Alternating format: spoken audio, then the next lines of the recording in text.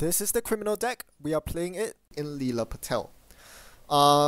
This criminal deck has or actually a lot of criminal decks traditionally used to have very strong early games.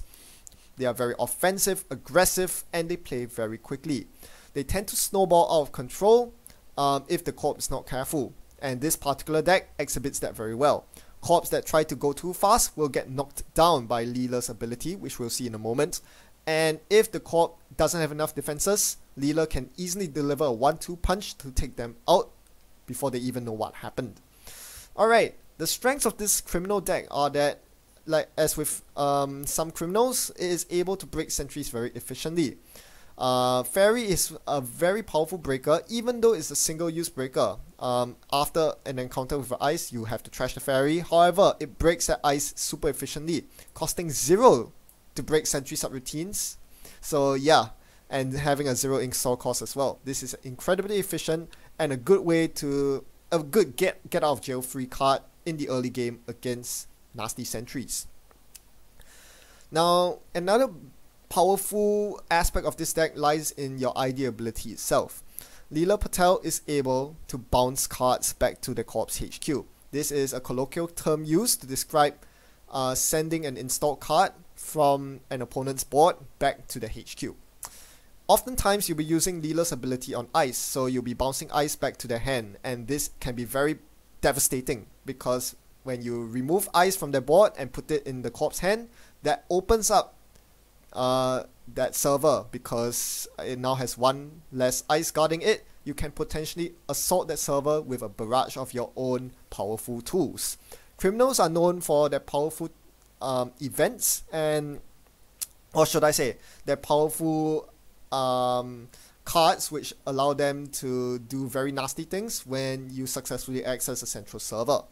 And this Leela deck is able to pressure all 3 centrals very well. If R&D is left open, Leela can potentially play the Maker's Eye, which allows them to access multiple cards. If Archives is left open, Leela is able to sneak in through the back door and get a successful run on HQ instead. And if you let criminals get successful runs on HQ, you know you're going to be in big trouble as the corp. This Leela deck has a bunch of ways to punish an open HQ. They are able to install Political Operative, which requires a successful run on HQ in the same turn. And it's a very powerful way to neuter the corp's upgrades and assets. Alternatively, Leela can choose to play Emergency Shutdown, which saps away at the corp's credits because it forces them to de-res a piece of their ice. If it's an expensive ice, the corp won't be too happy about that. Of course, Leela has its own weaknesses as well. Being very strong in the early game, it compensates for this with a very weak late game. Because you don't have any sustainable economy source, all your economy is basically contained in these events, as well as Bank Job, which is a one-off resource.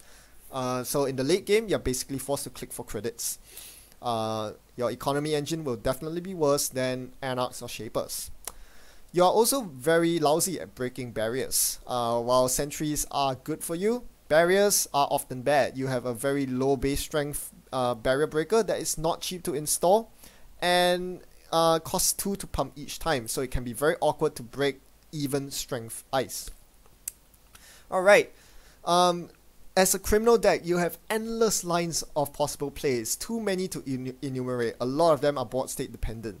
But here I'll just explain something that you can abuse with Leela's ability that most newer players might not be aware of. One of Leela's strongest points is the ability to bounce advanced agendas. So say the corp is having a good time, they have a very well defended remote, so well defended that you cannot possibly get in, and they simply install and double advance what seems to be an agenda behind the remote. Even though you cannot contest this remote as Leela, you can do some nasty shenanigans. Your ability allows you to add unrest cards to HQ, and this includes advanced agendas as well. Not only do you prevent the corp from scoring an agenda when you bounce it back to HQ, they also lose the advancement counters, which means that the corp is set back massively in terms of tempo. They've essentially lost their entire previous turn. So how do you do this? You can try to access as many cards from centrals as possible. If you hit an agenda on a central, you can then bounce your opponent's advanced and installed agenda back to their hand and make them very sad.